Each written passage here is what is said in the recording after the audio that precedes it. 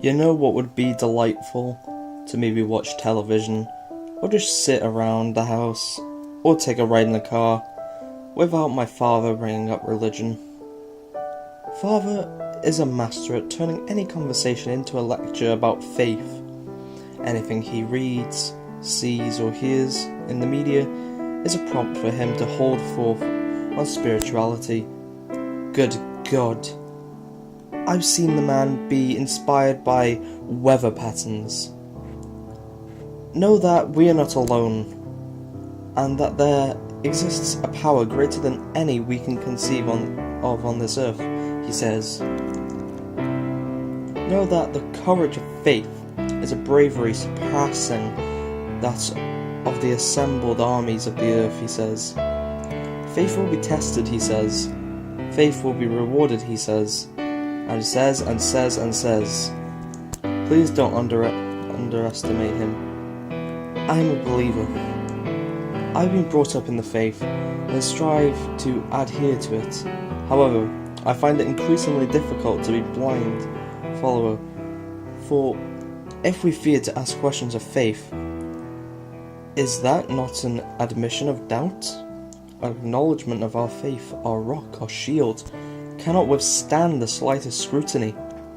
Father will have none of this, and our exchanges escalate into shouts and angry tears.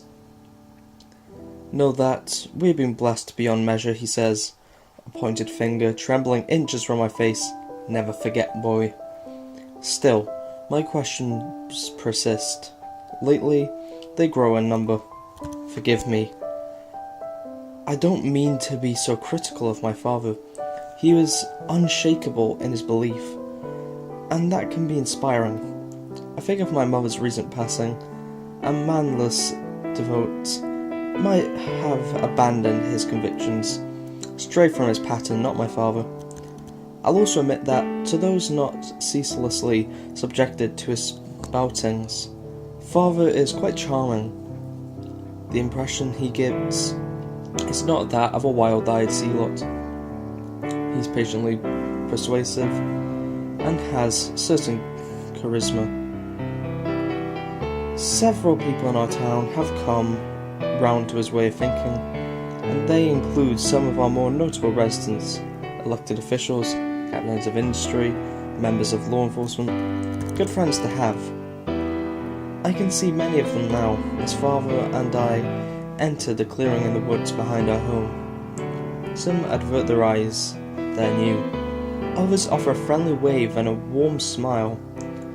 Father is at it again, telling me about the demands of faith and the comfort that awaits after our earthly trials have ceased, a comfort no less than eternity.